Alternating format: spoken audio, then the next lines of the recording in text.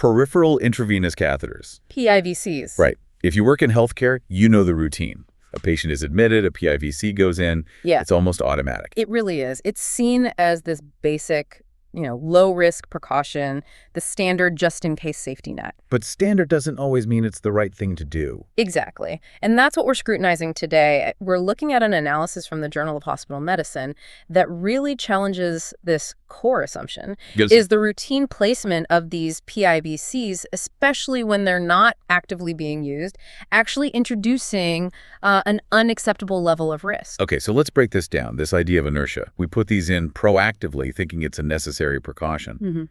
But how often is a line placed and then just sits there?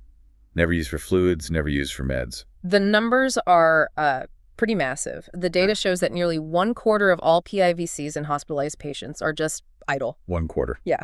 They're not connected to anything. They're just a dormant access point. Yeah. 25% seems really high for any kind of invasive procedure. Right. That's wasted time, material, patient discomfort. It is. So what about the emergency department? I mean, that's where access is everything, right? Is it better there? You'd think so, but no. The trend is it's just as strong there. Approximately 1/3 of PIVCs put in the emergency department are never used at all. A third. A third. Before the patient's discharged or the line comes out, it's never accessed. That points to a really ingrained habit, doesn't it? A culture of just always get access. Right, just in case.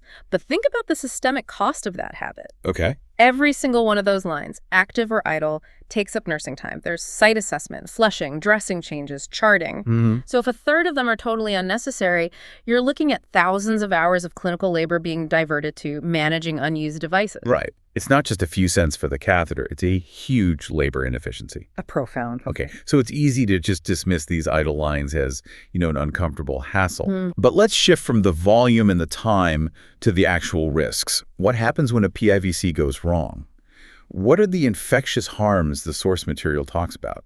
This is really where the complacency has to stop. The PIVC is not benign. Okay. The sheer volume of them being placed turns this simple little device into a major and I think overlooked patient safety threat. How so? Shockingly, PIVCs are responsible for about 20% of all cases of Staphylococcus aureus bacteremia. Wait. Let's pause on that.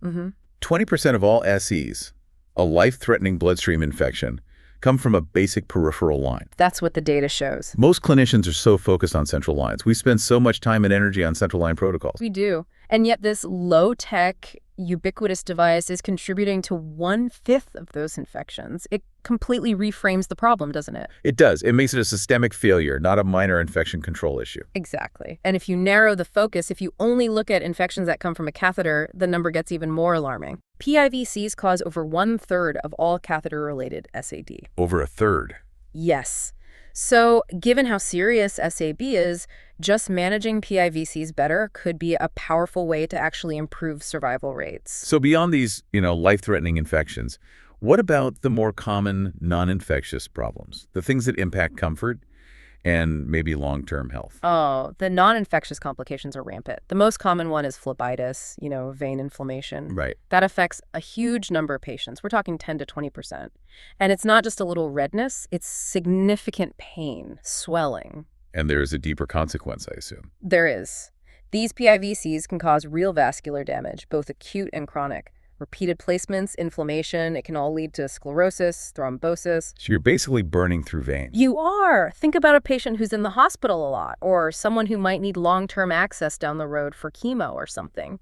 We're eroding their future options with these unnecessary idle lines today. And what about for patients who are already vulnerable, someone with dementia or delirium? It complicates their care immensely. A confused patient will often try to pull the line out. Of course. Which then means you might need physical or even chemical restraints. The PIVC becomes a source of trauma and anxiety for them, which requires more staff supervision.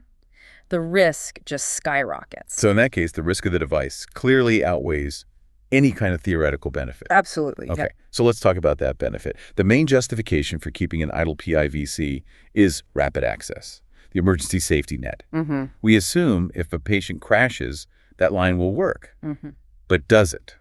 Does it reliably provide that function? The evidence suggests that it really provides a false sense of security. A false sense of security. Yes, it gives the care team this illusion of being ready, but it actually carries a very high risk of failure. So what are the actual failure statistics? What do we need to be thinking about when we weigh the pros and cons here? The research is pretty consistent. More than 1/3 of PIVCs fail before the treatment is even done. More than a third just fail. They infiltrate, they clot, the dressing gets compromised. On top of that, another 10% show signs of malfunction. So they might be in place, but they're not reliable for a rapid high-volume infusion. A PIVC that falls during a cardiac arrest is actually worse than having no PIVC. Because you waste precious time. You waste time trying to use it. Yeah. So if the PIVC isn't there, or if we know it's failed, what's the reliable alternative in a true emergency? The proven alternative is intraosseous access, IO. Right, going into the bone marrow. Exactly. It bypasses the peripheral veins completely. It's fast, it's reliable, and you get immediate access to the central circulation. Now, IO is pretty established in, pre-hospital care in the ER. But what about on the inpatient floors? I imagine a lot of floor nurses aren't as familiar with the drill and the procedure. And that's a key barrier. It's about training and standardization, but the data really supports making that investment. One study looked specifically at in-hospital cardiac arrests, and it showed that nearly 20% of patients were successfully resuscitated using IO access when a PIVC either wasn't there or had failed. 20%. So this is not some experimental idea. It's a proven backup. A proven method when the primary one fails. So what about the most important outcome? Survival. If you use IO instead of a PIVC in a code, are the results worse? That's the key. The study showed no difference. No difference in survival or neurological outcomes when using IO compared to PIVC access in those emergencies. That really weakens the whole argument then. It does. It fundamentally undermines the idea that you have to have a preemptive PIVC just in case for survival. So we've established the risks, the unreliability. But you can often reduce the need for an IV in the first place just by thinking about medication routes. Far more often than we currently do. How often can we switch from IV to oral meds? Clinicians really need to adopt a more disciplined approach here, just constantly reevaluating, can this patient transition to oral meds sooner? Give me some examples. What kind of drugs are we often keeping on IV when we could be switching to pills? Oh, plenty. Many common antibiotics are highly bioavailable orally. We see patients on IV ciprofloxacin or levofloxacin for days. When they're stable, they're eating, their gut works fine. Right. Also things like opioids, proton pump inhibitors, even some antifungals. They're often started IV but could be switched to oral much faster. It's better for cost, better for patient comfort. And safer. If you keep a PIVC in just to run one antibiotic a day, you're exposing that patient to all those risks for the other 23 hours. Exactly. When you remove the need for the IV venistration, you remove all the associated risks. It's immediate patient safety through discontinuation. If the patient can swallow, that should almost always be the preferred route.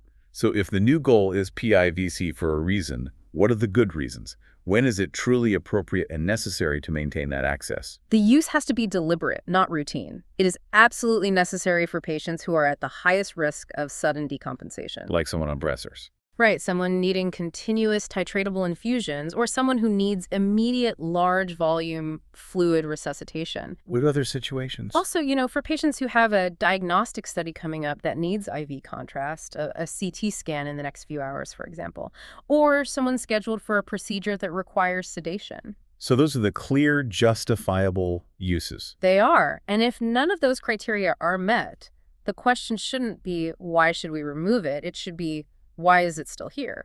So the core lesson coming from this analysis in the Journal of Hospital Medicine is really a cultural shift. It has to be. We need to move away from the PIVC as a default and adopt this PIVC for a reason mandate. We need to apply the same scrutiny here that we finally started applying to things like central lines and Foley catheters. Yes, and for providers, that means continuous, regular reassessment. We have to feel empowered to take the device out in stable patients who can take their meds by mouth and have no other immediate need for access. It's about prioritizing safety by, proactive subtraction. So after hearing all this evidence, the failure rate, the infection risk, what's the one thing that stands out to you for the clinician listening about the bigger picture?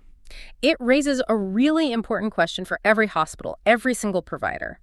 When we decide to keep an idle PIVC in place, Are we truly accounting for the total system-wide cost? You mean beyond the device itself? Way beyond. The cost of staff time, placing and maintaining lines that never get used, the cost of the materials, and the huge cost of treating that 20% of SAB cases that this practice contributes to. If we really want to optimize care, we have to stop accepting the hidden expense of this redundancy.